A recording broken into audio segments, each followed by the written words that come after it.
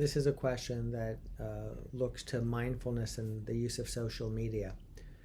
I often wonder whether mindful use of social media is even possible, given that these applications are specifically engineered to take advantage of human psychology and be as addicting and time-consuming as possible.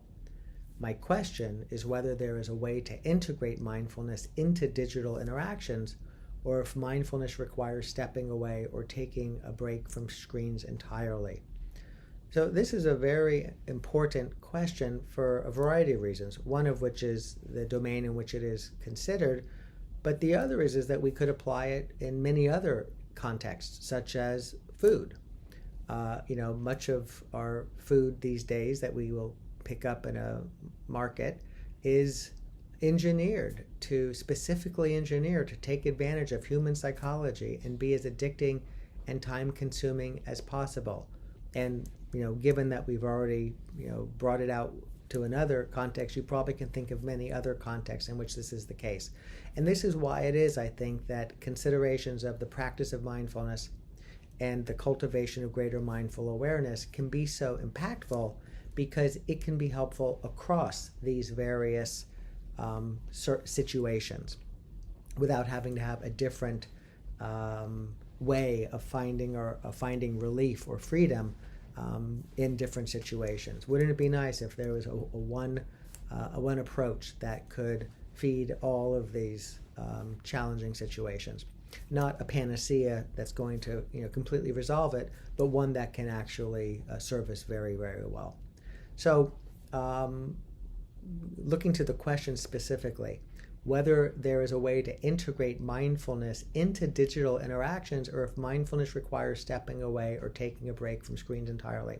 So, I think that the way that mindfulness is used in this sentence is interesting. It's almost treating it as a specific thing, when mindfulness is the quality of mind, the state and capacity of attention and the ability to focus, to notice when we become distracted, to get back on task, the ability to have it when we are emotionally getting revved up. We're able to, by noticing that and being able to sort of turn our attention to it, as opposed to further fuel it, we are able to self-regulate.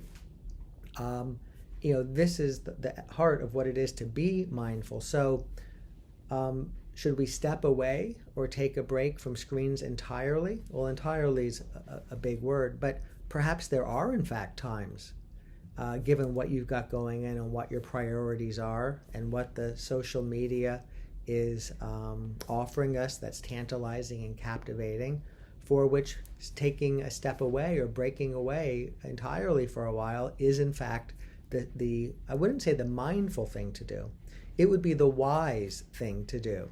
And the more mindfully aware we are, the stronger our mindfulness in those moments, the brighter the light bulb of awareness in those moments, the more likely we are to see that that is, in fact, the wiser thing to do, and to be able to execute on that intuition.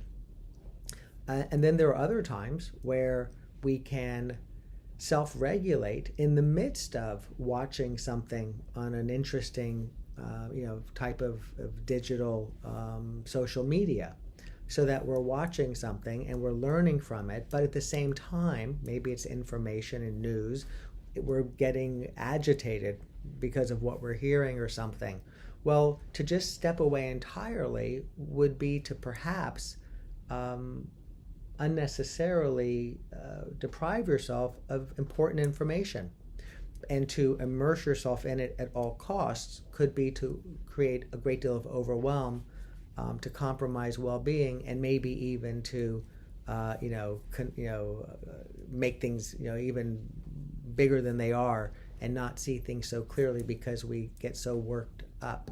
So the ability to be able to approach something that has an addictive quality, or has a capacity to inflame the emotions, and to be able to self-regulate while gathering that information. For example, you're watching something is said, and then you begin to build a story on top of what's said, and that story is creating further agitation. mindfully aware of that departure from attention to what's being communicated to your own reactivity and storytelling in the face of it can get you back to the communicated information, and that will settle a lot of the emotional agitation, because the agitation is not so much coming from the information that's coming to you, which can be challenging, but rather it's the obstacles that are arising in us of anger and and frustration and and anxiety around what it is that is being communicated, because we're not metabolizing it, we're not mindfully taking it in with a steadiness, but rather we're getting lost in the midst of it. So I hope that's helpful. I think importantly, what I just spoke to, we could apply to sitting down to a meal of food. That's very, very, very captivating, even though our intention is to not eat a certain way or overeat a certain amount of stuff or whatever that might be. And the related response would be, yeah, sure, sometimes it's best to get it out of sight, out of mind. At other times it would be nice to be able to enjoy it, but to be able to do so in a reasoned and in a way that allows us to also regulate and put aside when it's time to put it aside, so that it's not necessarily all or nothing. Although sometimes, if the information or the food or the person, this could also apply to relationships and people, is just so overwhelming, sometimes taking a break can be the mindful thing to do. I hope that's helpful. Good question. Not an easy one to navigate. This is why we practice mindfulness, because the tools, the capacity to do so across these different situations is further developed through practice.